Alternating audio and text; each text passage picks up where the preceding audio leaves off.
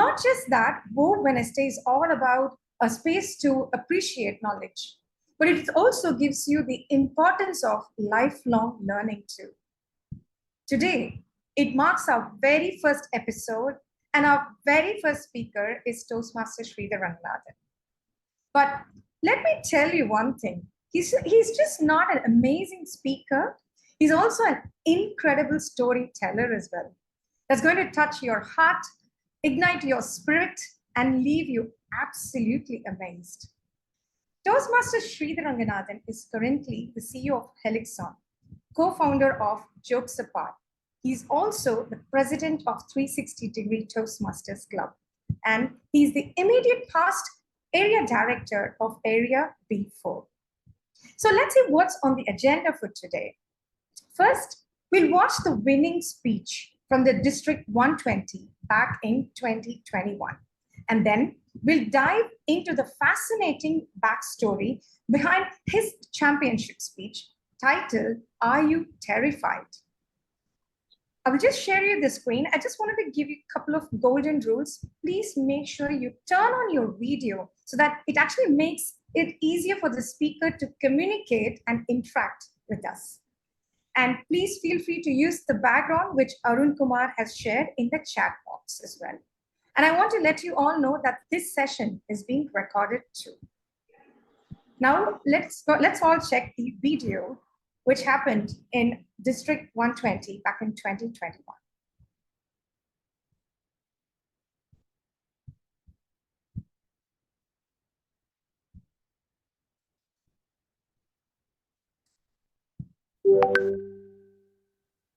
Toastmaster Sridhar Ranganathan, are you terrified?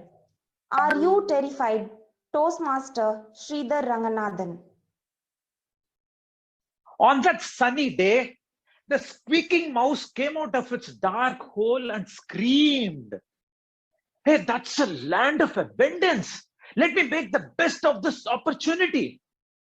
But one sound, it ran back into its dark hole, completely terrified.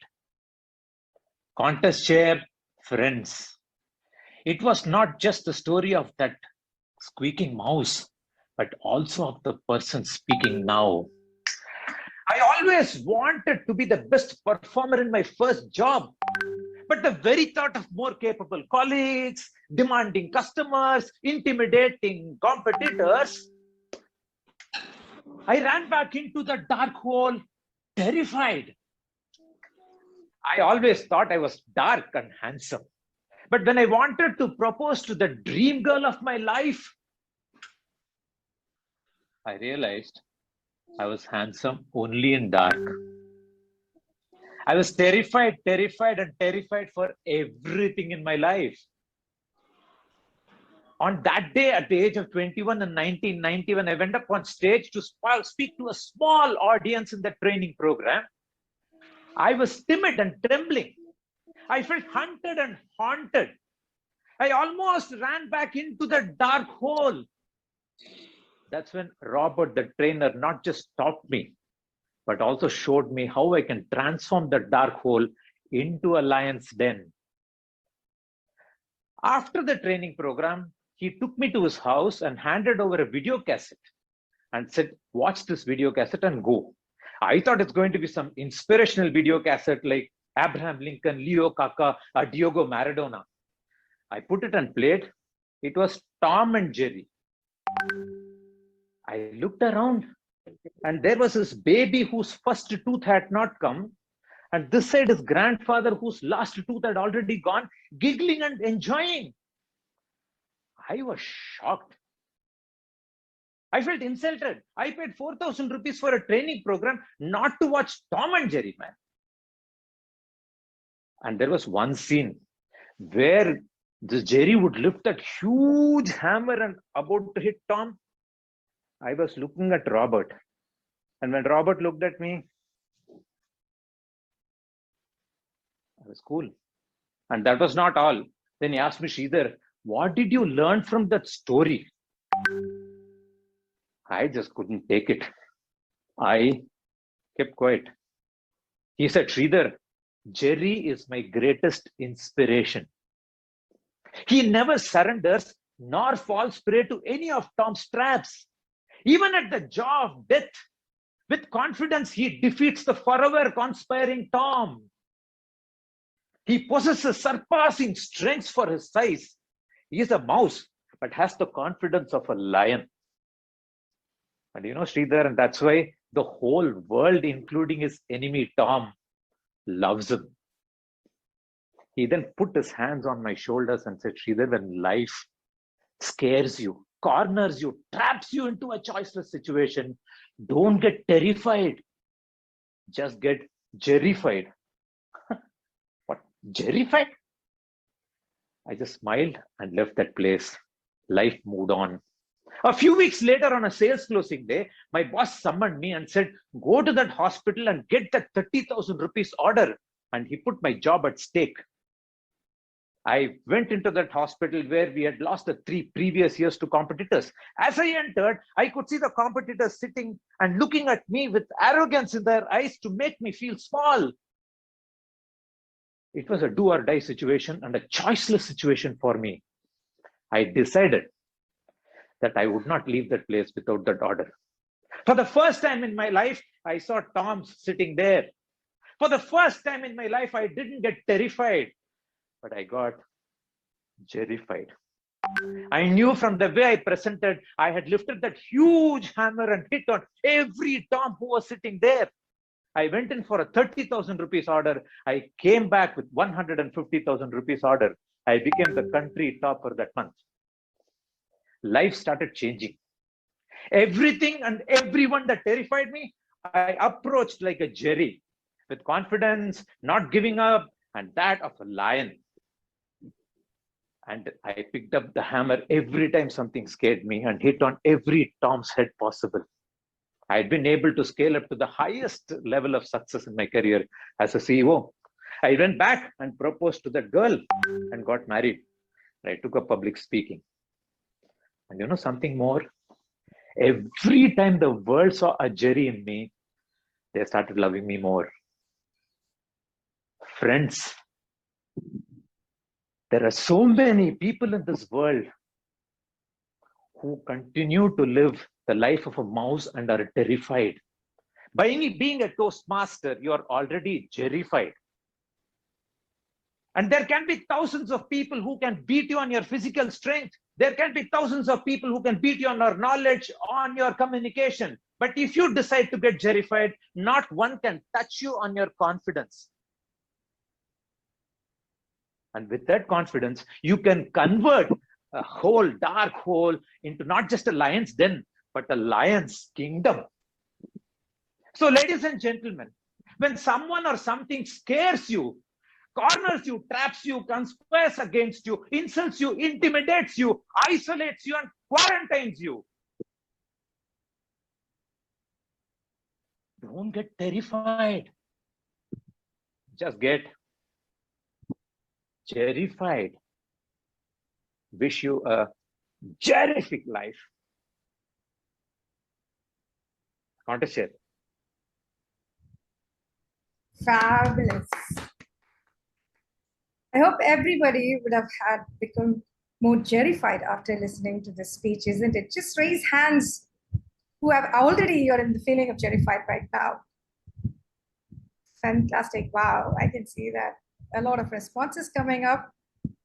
Fabulous. Now, let's call the hero for today's evening, who's Toastmaster Sridhar Ranganathan, to take over this session.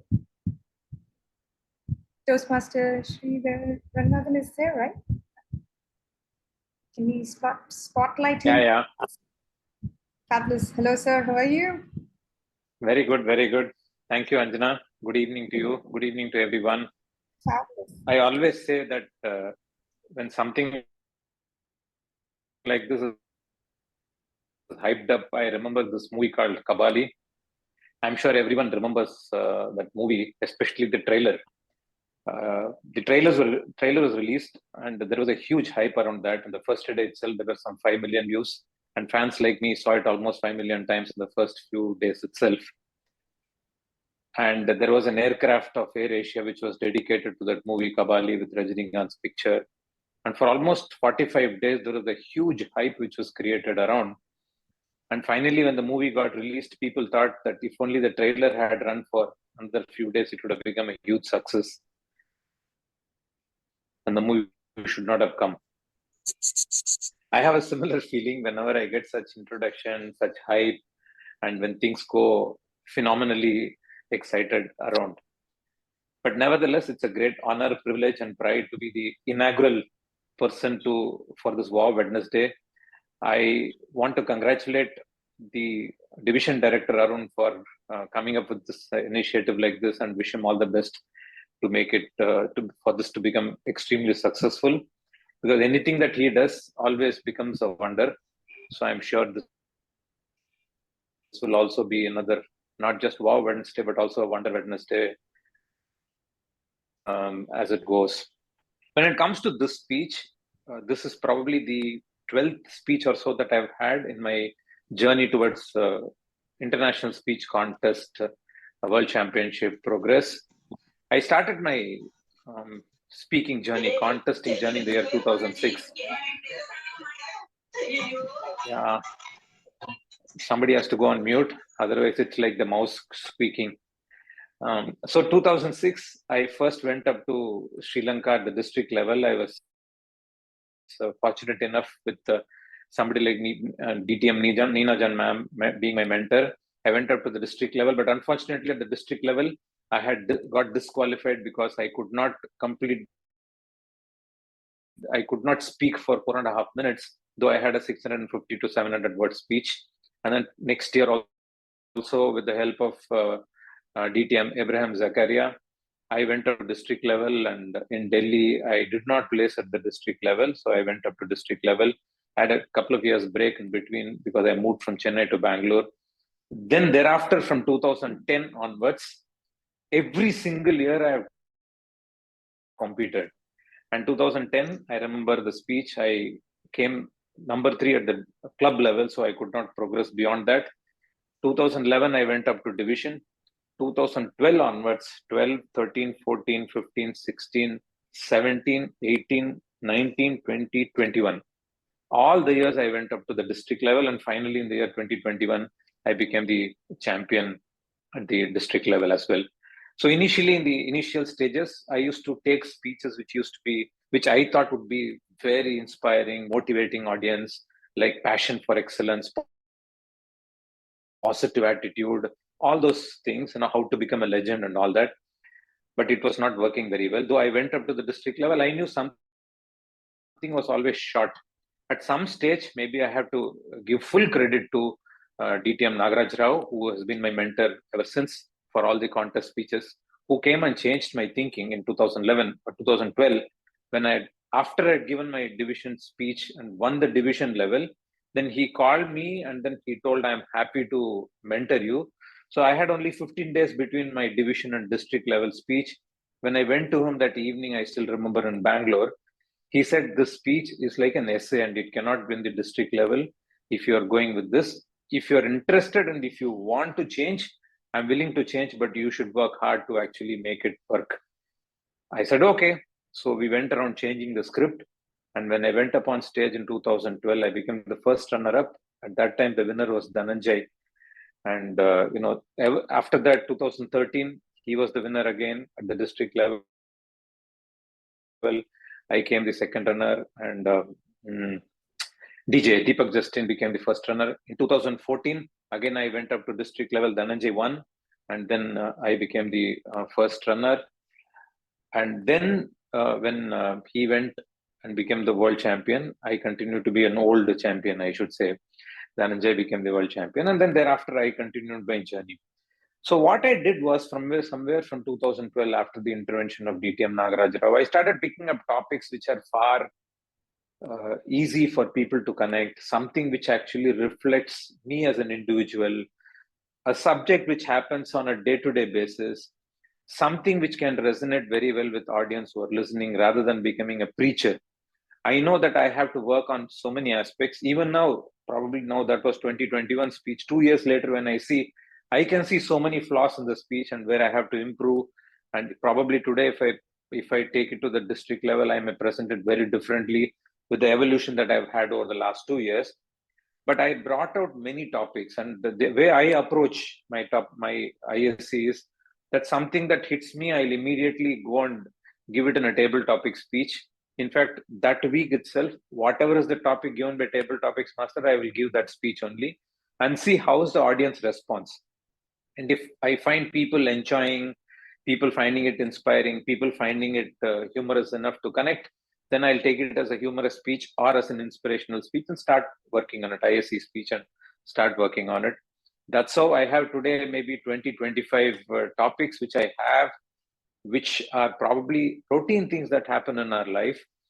For example, one episode that happened when I took my son to a doctor when he was just 2 years old, when he had urinary tract infection for almost 2 years. He was getting treated, and finally, when we went with the report, with spending 25,000-30,000 rupees, the doctor didn't leave the report and then asked my wife, saying that, "What do you think? How is your son?" She said, "Yeah, he's fine." Then he said, "These reports have no value. I will go by what a mother says." So then I picked up that particular incident and then start working on mother. And then a regular argument that I had at home, I picked up that, and that became a speech for 2014. And then similarly, I pick up all that. And one episode where I was doing babysitting at home, and when my wife was out of country, and that day my son picked up my mobile and threw it somewhere, and I couldn't find it the whole day. And whatever problems that I had that day because the phone was not with me, and then the connect that I had because of that with my son, I converted that into a speech in 2016. So similarly, I actually had all related incidents that happened at home. And finally, this was something which I always, whenever I looked at Tom and Jerry, I found more than, I mean, of course, everybody enjoys, I also enjoy. But then I found that it actually made people celebrate when they were watching Tom and Jerry, from somebody who's just 1 to 2 years old to a 90 plus also.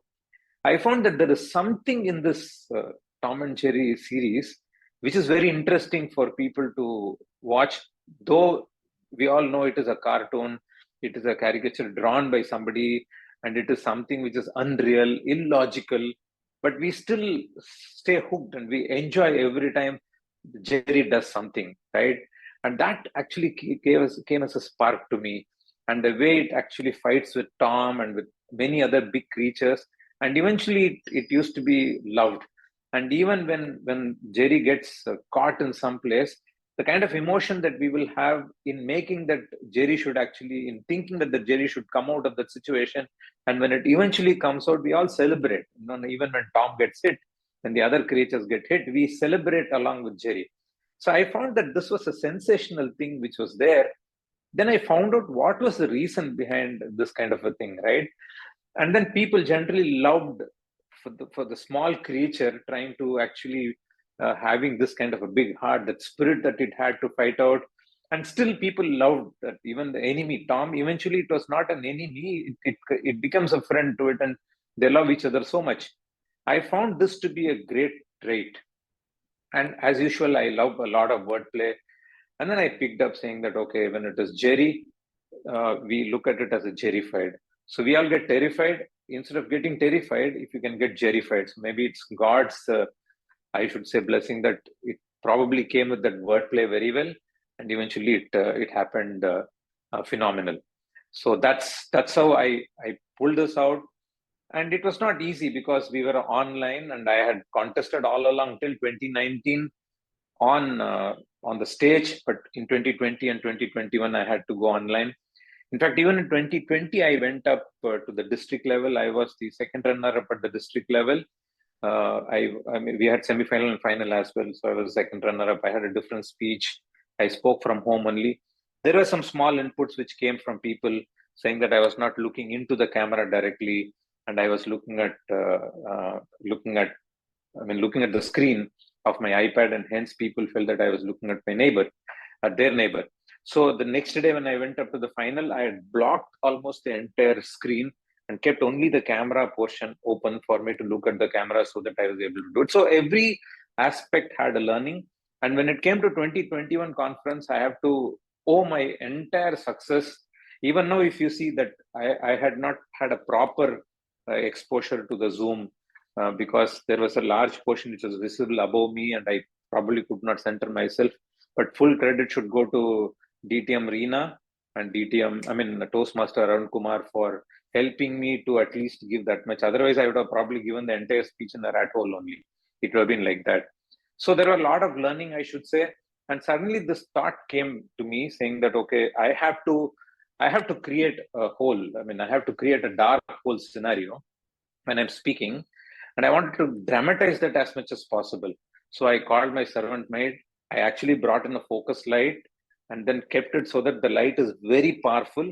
And then I told her somehow, whenever I'm giving you the signal, you should switch off the light.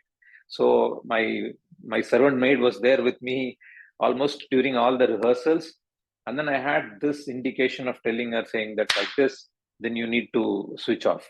So finally, then when I step back from closer to the camera, switch off the light again. So I don't want to risk too many times, and that's why only twice I do it. And towards the end, I wanted to try once again. But then I thought it will be a risk because if she misses out in the end, then it will become a big mess. So I didn't want to take that risk. And I knew whatever impact it has to create, it will create. And I took over the speech, and I did not want the AC to be on. I didn't want the fan to be on because I didn't want that noise to disturb me. That's why if you see, when I come closer towards the end, you'll see actually the sweat being there. In fact, somebody like Partha or someone told me saying that you really sweated it out to win the district championship. So that's the genesis of my journey, and I continue to enjoy what I'm doing. So even now, when I pick up speeches, I pick up something which is quite normal, quite natural, quite regularly that keeps happening, and then try and connect with audience with my content and making that script phenomenally different. So that's about it. And if you have any questions, I'll be happy to take. I mean, anybody in the audience, if you have any questions, you can pop it in the chat box as well. But I have a question to you.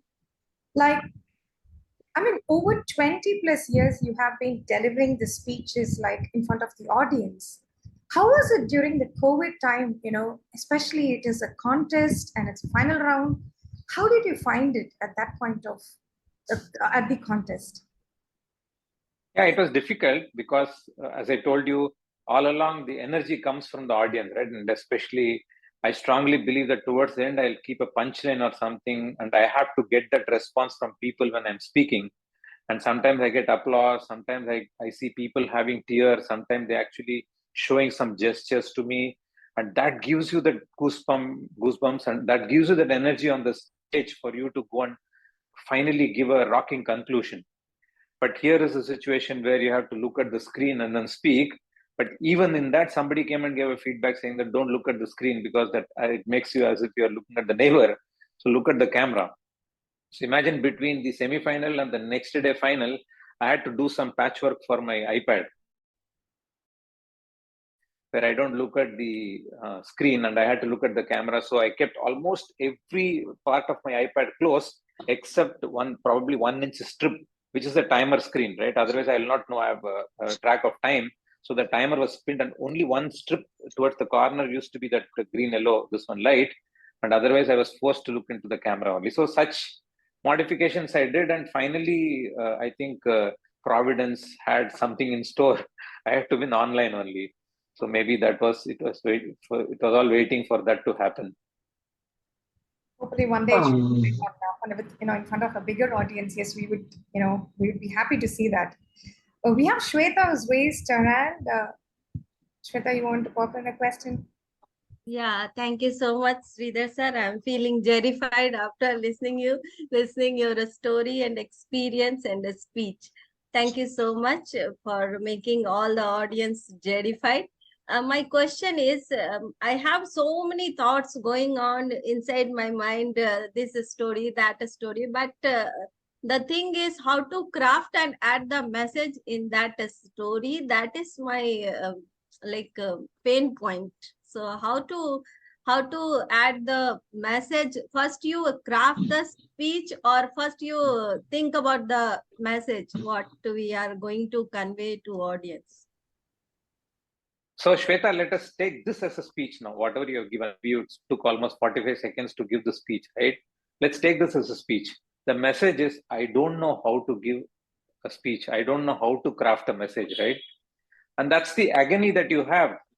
Now, what you have to do is just add masala around it. You had a conversational style. You did not actually use all flowery terms, or you did not use some complex English words. You were very simple in approaching the problem, and you asked me saying that, how do I craft a message? Now you just have to add masala, saying that, okay, I wanted to always give a speech. I didn't know how to do it. And then find a new episode saying that I tried, I should do something. When I went to my school days, I thought I should pick up something for my school. I couldn't do it. I thought I should pick up something in my college. I couldn't do it. I thought after marriage, something can actually happen from my spouse's side. I couldn't do it.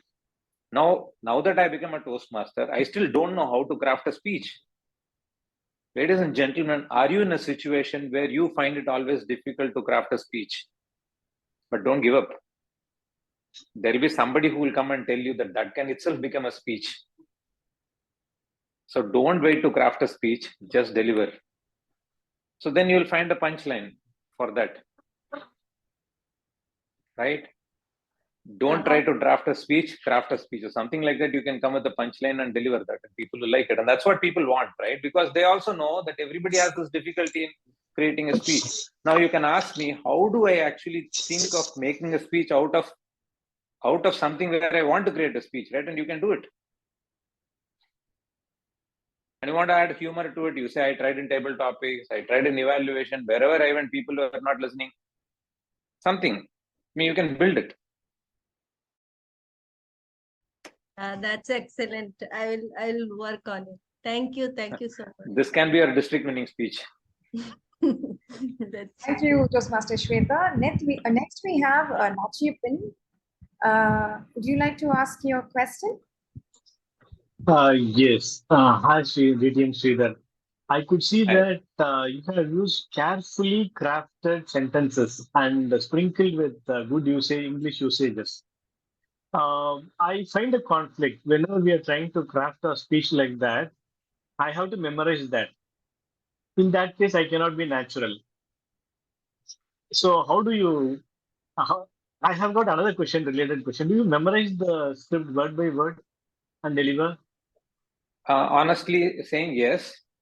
I used to be very, very strong memorizer of that in 2006, because if I miss one word, for example, if somebody stops me in between with some gestures, I have to start from the beginning. I used to be that bad.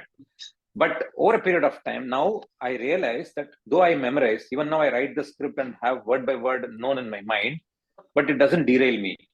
So which means, suppose if I forget something, I can either ignore that and then finish the speech, or if I remember during the speech, I can come back and connect it and then see how I can tweak it inside towards the end. So that probably is the evolution that I've had. Why I continue to memorize my speech is because I want to tell my mind, don't try to dominate me. I know my speech very well. You don't try to come and corrupt my mind thinking that I may forget my speech, right? It is to keep my mind convinced, saying that I will not miss. I memorize. But some words will be very difficult to memorize. I leave it. I don't take that too seriously, and I just go with the flow. In fact, even in this speech itself, towards the end, when I come, the ending was not what I had intended to. But then I changed it, and it doesn't appear so, because only I will know what I missed. Nobody else will know. So we have to evolve. That is the answer. We have to memorize. We have to evolve as well. Go by your strength. See, if your strength is in memorizing, some people can't memorize at all. Then they shouldn't memorize. They can probably write bullet points and they'll be able to craft. There are many people who are excellent in their vocabulary. They'll be able to remember bullet points and then speak. Whereas for me, I belong to the memorizing type. So I allow my mind to actually work on that. That's my strength and I go by that. Thank you. Thank you very much. Fabulous. Thank you, Nachipin. There's one question from Natarajan. It's great listening to you, sir. You got disqualified, you got terrified, you made it jerrified. We are electrified. Are simple words enough, or strong and sophisticated words needed to craft in a speech? See, it is better for it to be as simple as possible, because people would like to relate with words which they are able easily to understand. And imagine in a 5 to 7 minute speech, even if you give some very powerful, strong words, sometimes what will happen is people will be thinking, what did he mention there? Why would you want to lose that connect, right? And they have to be with you in your journey. So imagine if they're thinking of the previous line and they're disconnect, it may take time for you to get them connected back to you. So the beauty lies in you conversing with them and then seeing how can you actually take them with you, and they're able to see themselves. That is how in most of the speeches, every time I finish my speech, people come and tell me saying that, in fact, when I gave my mother's speech, I just had to go to the restroom and somebody came behind me and he said, for 15 years, I actually had not met my mother and I had some problem with her. Today, you put a spear on my chest and I am going right away to meet my mother only. So to me, that is a great recognition, I should say. So which means they were traveling with me throughout the speech and they were able to get converted. They were able to get that message. So I that simplicity adds authenticity, and that can add terrific impact. That's great. That's definitely great. You know, it gives more connection with the audience as well as more important, right? So any more questions from the audience you would like to add on the chat box, or you would like to ask Toastmaster Sridhar Ranganathan? Hello. Yeah, good evening. Arumugam. Hello. Oh, Sir, I hi. have a question for you. Sir, I have a Please. question for you. When you given this speech, I also participated. I also one of the contestants. But one thing Okay. I want to know how you are managing, sir, because I also been last 2 days only I done a membership fees. When I pay amount, that time your name, your face only remember to me. So how you are managing? At least we can make it one day like a Sridhar Ranganathan, sir. That is the reason I also renewal has done. I want to know how you are managing for this Toastmaster journey, and you are also maintaining a #1 position where most of the Toastmasters inspiring your speech and role model of your speech. I should say I've always been gifted with great people in the fraternity. I have to take the example of people like Arun Kumar, who basically provide the platform for me to excel and for me to basically keep, expanding my visibility to others. Now we have started a new club called 360 Degrees, and there the role is a little different. So I keep myself engaged. So all I do is to somewhere go and stand on that escalator, and it automatically takes me to the top. And that's what I should say. My guru used to say that if you are standing long enough in a rose garden, you'll start smelling rose, and you get enough opportunities to fine tune. So people ask me saying that, okay, you have a role as a CEO, you have a role in the government to do something in the Department of Science and Technology. You have started another company called Jokes Apart. You are part of many companies and a trustee, you mentor people. See, I have a simple thing. Every week I give around 4 to 5 hours for Toastmasters, including the meeting time. And if there is an education session or something, I just give this 4 to 5 hours time out of the 168 8 hours I have. And that is all what is required for you to be successful in this fraternity. And there are many things. If you're going to a gym, even doing simple exercises, you will build your muscle. So similarly, going and starting to speak, you'll be able to build your speaking muscle, and that will help you to become better. And because you become better in Toastmasters, you're invited there somewhere else as a speaker. And because you become better speaker there, you come and do better in Toastmasters. And then you get some inputs there, you come and speak better here. So it's a vicious cycle. Without even your knowledge, you will continue to progress and prosper. So I owe everything of my success to the fraternity and some wonderful Toastmasters whom I'm associated with for the last 17 years. Thank you, sir. Fabulous. Thank you, Arumugam. So, one more question. Anybody would like from the audience would like to ask? Oh, I got a message from question from Bindu ma'am. Sridhar sir, how do you balance home, work, Toastmaster, and running now? So as I mentioned, I have time for everything, and I wouldn't want to miss any aspect of what we are doing. If you don't give time, it's not going to work. As I told you, 5 hours in a week is not something that we cannot afford. And if we can get those 5 hours, and we'll be able to see a phenomenal impact. And every time I keep thinking differently, I want to go and make an impact every time to myself, and then see how I respect the audience. Now, every time I go fully prepared. I don't go to any meeting, even if I'm doing a timer role.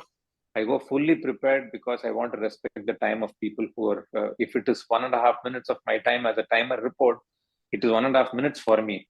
But if there are 30 people sitting there, it's 45 minutes of their time totally. So I don't want to take their time for granted.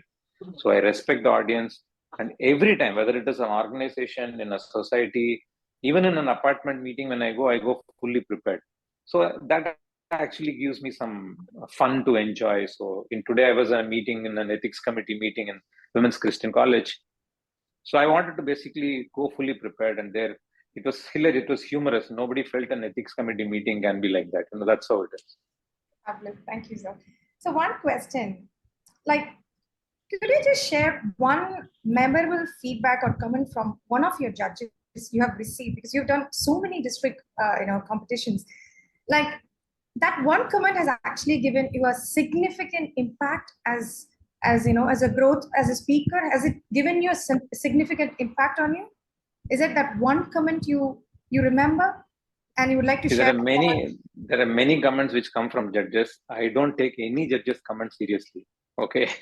I go and give it to my mentor and tell him, boss, you take it seriously. If you feel that it is good, you come back and tell me whether I should use it or not. But I have to give this lighter thing, which probably a couple of senior Toastmasters who came and told me, saying that, Sridhar, you always bring in a family story. Last year's speech also, you brought your wife Bindu into picture. This year's speech also, in the humorous speech also, you brought your wife Bindu into picture. And I tell them, boss, I'm married to her and that's my wife. I cannot change my wife now just because I have to bring in someone else, some other name to bring in variety. That I make it humorous, because whatever you do, people will find something or the other, because it's a heterogeneous crowd. Some are logical, some are emotional. In fact, when I gave mother's speech, 500 people came and hugged me. So one person who came and told me, no, I didn't find anything, because I have a very different relationship with my mother. So that's how it is, right? So whenever somebody comes and tells me, I immediately take it to my mentor and tell him, boss, you take this. Now you process and tell me whether it's okay for me to change or not. That's how it is. There's one last question from Robin. Want to hear once again the fact behind on your impressed quote. Without changing me, Toastmaster changed on everything on me. Yeah, that's a session by itself. So I would very in a lighter vein say that my vocabulary has not changed, my vocal variety has not changed, my body language has not changed. Even now, body goes in one direction, language goes another direction. I tell, when I tried vocal variety, when I started screaming, what do you want? The most important thing in life, fire, fire, and fire. The security came running, saying that where is the fire and all that. So nothing of me changed, but it changed everything of me in terms of appreciation, fear of failure is gone, fun-filled learning, accountability, inspiration, rewards. Everything has changed. So without changing anything of me, Toastmasters changed everything of me. And I borrowed that from my guru, who said that without changing anything of Arjuna, Lord Krishna and Bhagavad Gita changed everything of Arjuna. So the warrior did not change, but the being changed, and thereby he was able to become a better warrior. So something like that. So Toastmasters has given me much more than what in those simple communication things, but there are so many other things which it has given me to enjoy the journey. Fantastic. Thank you so much, sir, for this fantastic wisdom Wednesday. I would say you answered us each and everyone's question very patiently, and thank you for giving us this session as well. Now, I would also like to call upon our Division Director, Arun Kumar, to say some few words, please. Thank you so much, sir, for taking time, and probably during the mid of the week, and like when you're really busy, taking that time for Division B. I know for sure, like whenever we request you, you always say yes, and I don't really understand how you find time, but you told us like a busy man has time for everything, and like you've been a demonstration of that. Thank you so much.